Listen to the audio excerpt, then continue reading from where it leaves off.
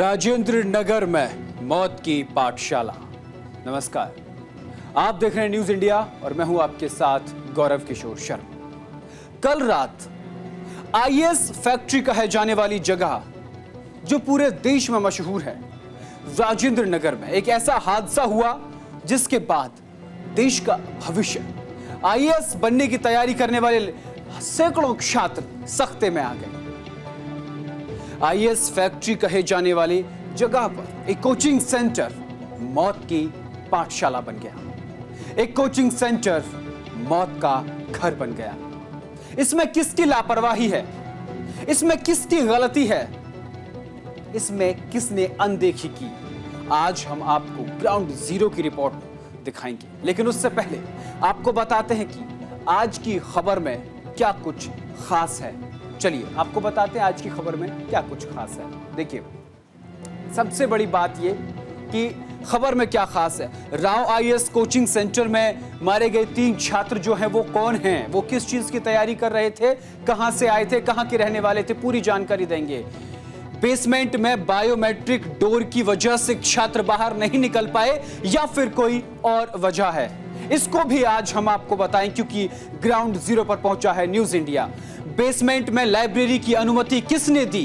राजेंद्र नगर में ऐसे और कितने मौत के घर, ये बड़ा सवाल खड़ा होता है। इस पर भी आज हमने छात्रों से बातचीत की, ग्राउंड जीरो पर पहुंचे, वो भी आपको दिखाएंगे। छात्र प्रदर्शन क्यों कर रहे हैं, उनकी क्या कुछ मांगे हैं, ये भी आपको छात्रों के जरिए हम आपको बताएंगे। 3 छात्रों की मौत का जिम्मेदार कौन? एमसीडी की लापरवाही या फिर प्रशासन की अनदेखी? आखिर इन 3 छात्रों की मौत का जिम्मेदार कौन है? और ये तमाम चीजें आज हम आपको ग्राउंड जीरो के जरिए दिखाएंगे। ग्राउंड जीरो पर पहुंची है न्यूज इंडिया की टीम और पूरी पड़ताल की है कि राव आईएएस कोचिंग सेंटर में मारे गए 3 छात्रों की मौत का आखिर जिम्मेदार कौन है। आज न्यूज इंडिया से मैं गौरव किशोर शर्मा खुद ग्राउंड जीरो पर पहुंचा, वहां सैकड़ों छात्रों से बातचीत की। वहां जो मैंने देखा वो वाकई एक दर्दनाक माहौल था। छात्र वी वांट जस्टिस, इनकलाब जिंदाबाद के नारे लगा रहे थे। छात्रों ने दिल्ली पुलिस हाय हाय के नारे भी लगाए। छात्रों ने क्या कुछ किया, ग्राउंड जीरो पर आज हम पहुंचे, आपको वो रिपोर्ट दिखाते हैं।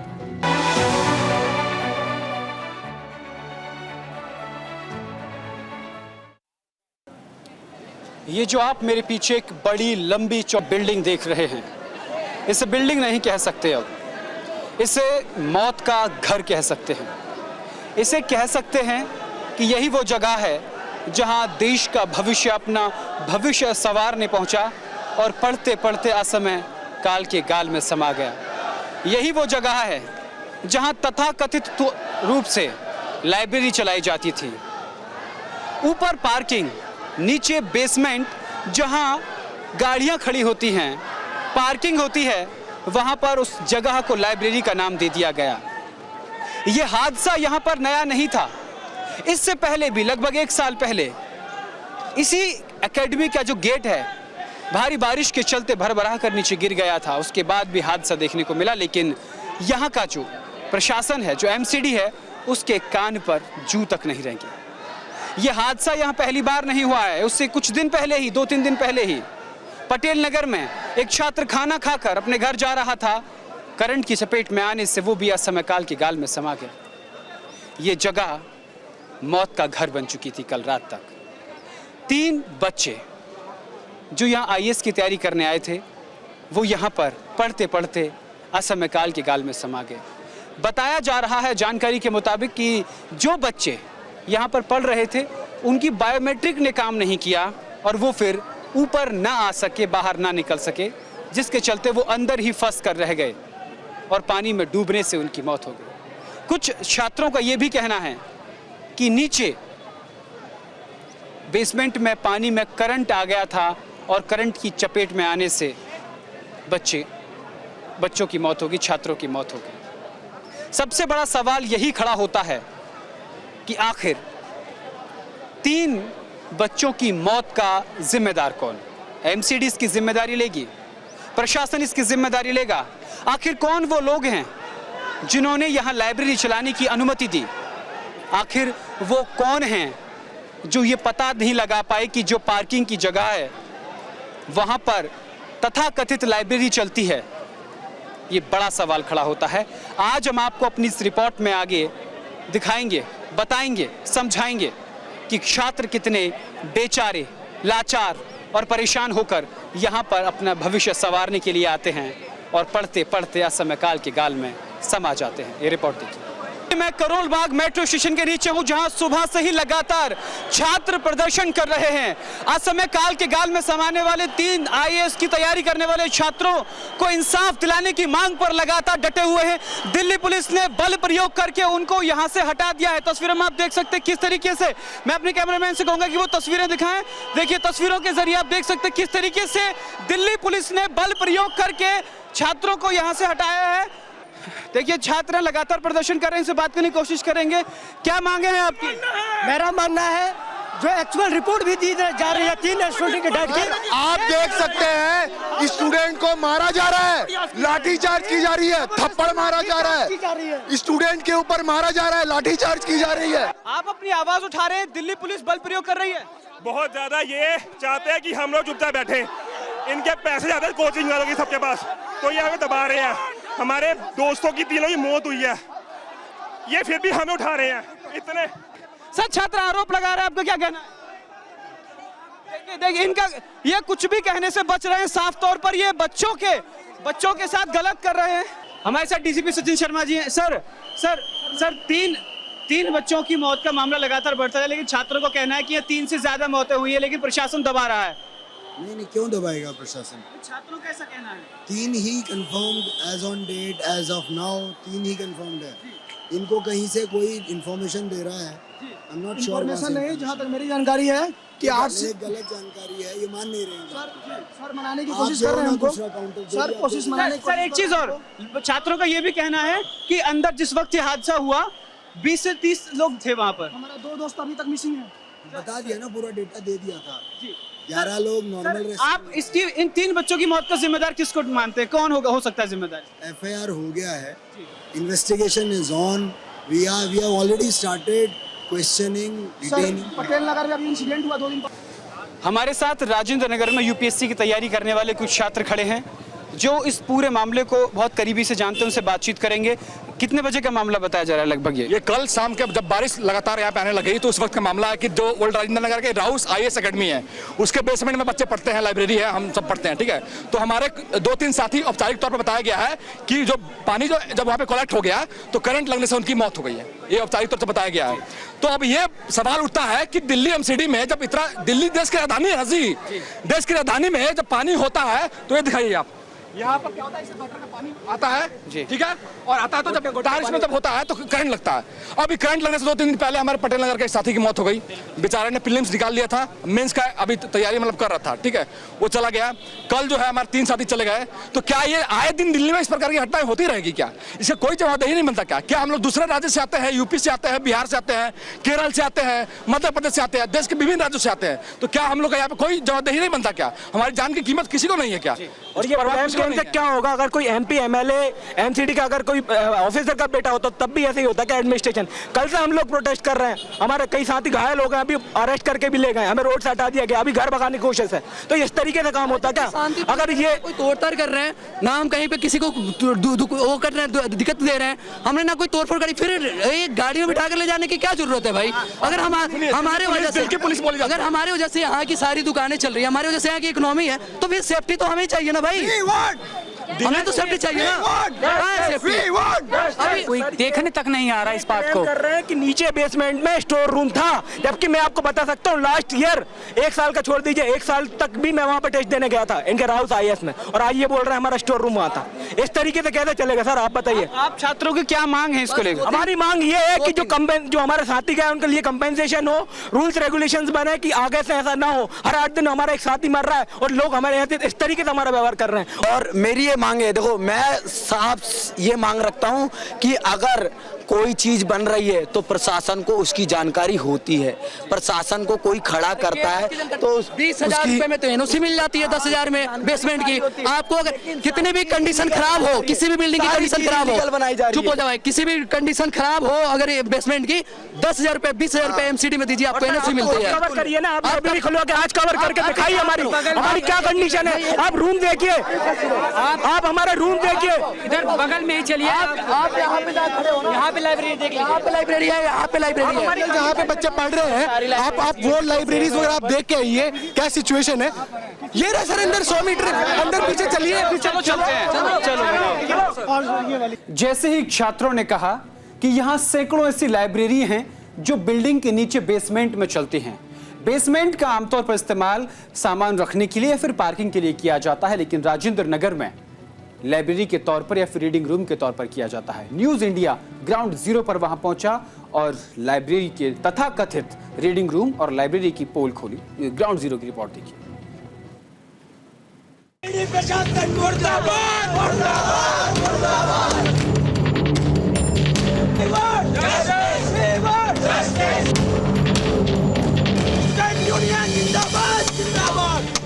बेसमेंट में लाइब्रेरी बनाएगी जिसको एनओसी देने से पहले क्या उसमें 2 एग्जिट गेट है, क्या जो नियम है उनका पालन किया गया है, किस आधार पर जो है बेसमेंट को परमिशन दी गई है।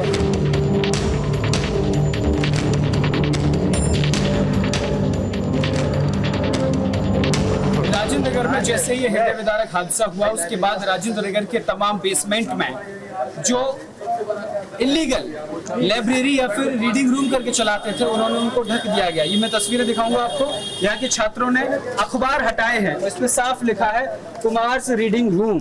इसकी हालत मैं न्यूज इंडिया के कैमरे पर आपको दिखाना चाहता हूँ। देखिए यहाँ देश के छात्रों का भविष्य, देश के छात्रों का भविष्य यहाँ तय होता है। देखिए 100 से ज्यादा लगाया हुआ है, ये देखिए सीलन इतनी ज्यादा और यहाँ पढ़ाई होती है। ये देखिए मैं अपने कैमरामैन से कहूँ दरवाजा नीचे से दिखाए। देखिए ये देखिए पानी, इस बात ये साफ इस बात की बानगी पेश करें कि यहाँ से पानी अंदर जा सकता है। देखिए केबलिंग का, देखिए कैमरा लगा हुआ है, देखिए ये तस्वीरें हैं। ये पूरा बंद है, पूरा एकदम सील हो चुका है। देखिए कोई एग्जॉस्टेशन नहीं है। देखिए इसको बंद किया हुआ है। देखिए हालत देखिए, गंदगी का अंबार लगा हुआ है। ये देखिए वो देखिए एग्जॉस्ट के नाम पर जो मोकला एक छोटा सा एग्जॉस्ट भी नहीं है वो। ये देखिए देखिए ये देखिए ताला लगा हुआ है, ताला लगाकर चले गए हैं। ऐसे सैकड़ों यहाँ पर रीडिंग रूम और तथाकथित लाइब्रेरी को कह सकते हैं। यहाँ पर हर बिल्डिंग, ऑलमोस्ट हर बिल्डिंग के नीचे लाइब्रेरीज है। ठीक है, अफोर्ड करने वाली लाइब्रेरीज वही है, क्योंकि जो फर्स्ट और सेकंड फ्लोर पे है वो 4-4 हजार रुपए ले रही है। ये होती है 1500-1600 तो बच्चे जाते हैं क्योंकि अफोर्ड वो वही कर पाते हैं। ना वेंटिलेशन होता है वहां पर, ना कुछ भी नहीं होता है। ठीक है, पानी अगर, ठीक है मैं कह रही हूँ धीरे धीरे में पानी आ रहा है तब भाग जाए। कुछ अगर इलेक्ट्रिक प्रॉब्लम हो गया, कुछ करंट लग गया, फिर तो सब एक साथ मर गए ना। क्योंकि जैसे 4 दिन पहले रोड पे चलते हुए अगर वो लड़का मर सकता है तो फिर, और सर उसकी रिस्पॉन्सिबिलिटी किसने ली आप बता दीजिए। आज रिस्पॉन्सिबिलिटी किसने ली? कंपनसेशन का अपना एक स्टेटमेंट देके सब खत्म हो गया। यार अगर ये लोग इतने सही है तो आज खोल लेते ना, क्यों अपना होर्डिंग हटा लिया? अगर इतने सही है ये लोग, इतने सही है तो हटा ले। ये ऐसी लगी हुई लाइब्रेरी आज सारे टीचर्स का है सर। आज अगर ये लोग इतने ही सही है खोल ले सारे लाइब्रेरी, दिखाए कि मैं जेन्युइन हूँ। क्यों ये लोग हटा रहे हैं सब कुछ एक एक करके? इन लोगों पे ना रिवर्स इंजीनियरिंग लगाओ सब पे 2-2 लाख 4-4 लाख फाइन। ये लोग कुछ नहीं करेंगे। जो आपको ये अभी केस हुआ है 3 पे लगाओ, 10 CR का साला सब पे लगाओ कंपनसेशन। ये लोग नेक्स्ट टाइम से क्या होगा, 1 करोड़ में अपना बेसमेंट बनवाना ज्यादा अच्छा समझेंगे rather than 10 करोड़ बच्चों को देने से। सही है, वही है ना, इतना कंपनसेशन लगाओ कि ये साला वो कम दोबारा रिपीट ही नहीं करे, क्योंकि गवर्नमेंट की पॉलिसी नहीं बदलेगी। आज ना लीडरशिप होती, टीचर्स होते हैं यहाँ पर, सारे टीचर्स यहाँ दृष्टि से लेके लुकमान तक सारे के जितने टीचर्स होते, कोई भी यहाँ पर आया नहीं। एक टीचर आपको नहीं दिखा होगा यहाँ पर। ठीक है, सब लोगों ने ट्वीट कर दिया वी ऑफर और कंडोलेंसेस। हम क्या करें उन कंडोलेंसेस का? आज अगर सुबह मेरे मम्मी पापा होते RML में। और सर ये आप जो कह रहे हो रिस्पॉन्सिबिलिटी एक तो कोई नहीं रहा है, और पूरी इकोनॉमी ORN, पटेल नगर, करोल बाग, पूरी इकोनॉमी हम स्टूडेंट की चल रही है। कोविड में जब स्टूडेंट जब यहाँ थे नहीं ना, आप किसी लोकलाइट से पूछ लीजिए क्या हालत थी। सिचुएशन ये है कि यहाँ के जो लोकल ओनर है वो अपने अपने मकान रेंट पे दे के दूसरी जगह कर करके इन्होंने नक्शा पास करा। आप 25,000 रुपए यहाँ पे पूरे देश में इतना रेंट कहीं नहीं होगा जितने यहाँ पे। 25,000 के रूम के भी आप कंडीशन देख लीजिए, ऐसा नहीं है कि बहुत लग्जरी रूम हो, आप किसी भी रूम में जाकर देख लीजिए, विजिट कर लीजिए। और ये जो हादसा हुआ है कल जो हुआ है, पहली बार पानी नहीं भरा था, यहाँ पानी हमेशा से भरता है। हम लोग चर्चा कर रहे हैं, वीडियो है लाइब्रेरीज को लेकर हम चर्चा कर रहे हैं। लाइब्रेरीज में जो आप जाते हैं क्या आपको सुविधाएं मिलती हैं? जैसे वेंटिलेशन की पहली बात कुछ नहीं लाइब्रेरी या बुक्स ही नहीं होती है तो पहली बात तो। बट दूसरी सबसे बड़ी गलती क्या है इनकी कि जो मीटर्स होते हैं वो स्टेयर्स होते हैं। जो स्टेयर्स पे मीटर होगा अगर उसमें शॉर्ट सर्किट तो पूरा रास्ता निकलने के लिए सिंगल एक एंट्रेंस एग्जिट होता है, अगर उसमें आग लगती है तो वो गेट बंद हो जाते हैं। बायोमेट्रिक गेट होते हैं, वो गेट नहीं खोलेंगे, सारे बच्चे अंदर ही हो जाएंगे और बुक्स उनकी रखी होती हैं। अगर उनमें आग के पीछे की मूल वजह बताई जा रही है कि बायोमेट्रिक ने काम नहीं किया था। नहीं, इस हादसे का बहुत सारे रीजन नहीं हो पा रहा। आप राउज में पढ़ते हैं? जी मैं राउस में पढ़ती हूँ। ठीक है सर, बात ऐसी है कि वहाँ पर जो है ना बेसमेंट में 2 गेट है। ठीक है, जाने के लिए ना बेसमेंट में 2 गेट है। बायोमेट्रिक का कोई इशू नहीं है वहाँ पर के। ठीक है, बायोमेट्रिक राउस में नहीं था, जब मैंने लास्ट टेस्ट दिया तब तक नहीं था बायोमेट्रिक। ठीक है, और रही बात सर, बात ऐसी है कि ये अभी पहली बार नहीं हुआ है बेसमेंट में पानी जाने वाली। मेरे पास लास्ट ईयर की भी वीडियो है जहाँ पर गेट टूटा है लोहे का। इसका लास्ट ईयर इतनी तेज बारिश हुई थी जैसी अभी हुई है इस स्थिति में कि इतनी तेज बारिश हुई जिसके कारण पूरा गेट गिर के साइड में हो गया था। लास्ट ईयर भी सेम घटना घटित हुई थी, उन लोगों ने फिर भी कोई एक्शन नहीं लिया। वो पहले से अवगत थे इस समस्या से कि पानी फिर से अंदर जाएगा बेसमेंट में, इसकी जिम्मेदारी उन्होंने नहीं ली है। कल से हमारे सामने कोई भी नहीं। यहाँ कितने राजेंद्र नगर कितनी लाइब्रेरी? 200 लाइब्रेरी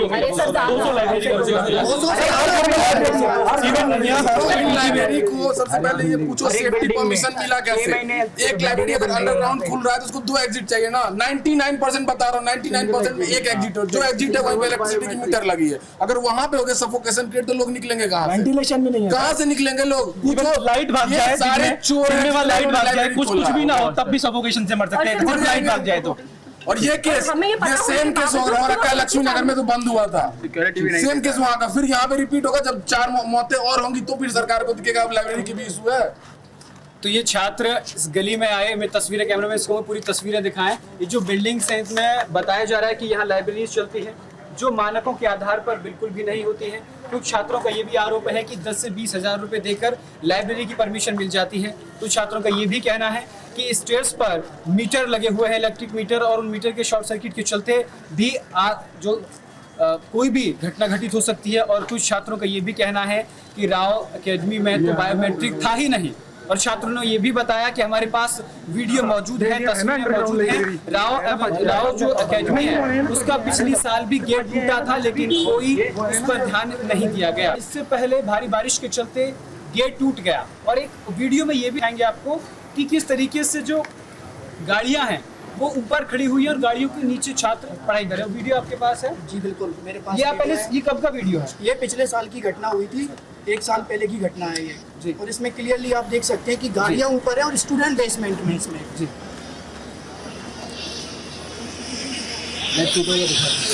ये देखिए गेट किस तरह टूटा पड़ा है इसमें, और गाड़ियां भी बारिश की वजह से और स्टूडेंट बेसमेंट में पढ़ाई कर रहे हैं। नीचे स्टूडेंट है, इसके नीचे स्टूडेंट है, इसमें भी नहीं है, इसमें भी नहीं है। आप देख सकते हैं इतनी तेज बारिश हुई थी कि पूरा गेट, और इसमें एक कार भी डैमेज हुई थी इसके गेट के जस्ट लगी हुई थी। इससे 1 साल पहले से चलता हुआ, 1 साल पहले से चल रहा है और ये घटना पहले घटित हो चुकी थी। इन लोगों ने फिर भी कोई एक्शन नहीं लिया, फिर से घटना घटित हुई। और इस बार तो इतनी दर्दनाक और इतनी भयानक घटना हुई है कि जिसका हम अनुमान भी नहीं लगा सकते थे। आप सोचिए जरा, पढ़ते पढ़ते मौत हो गई, कोई यकीन करेगा?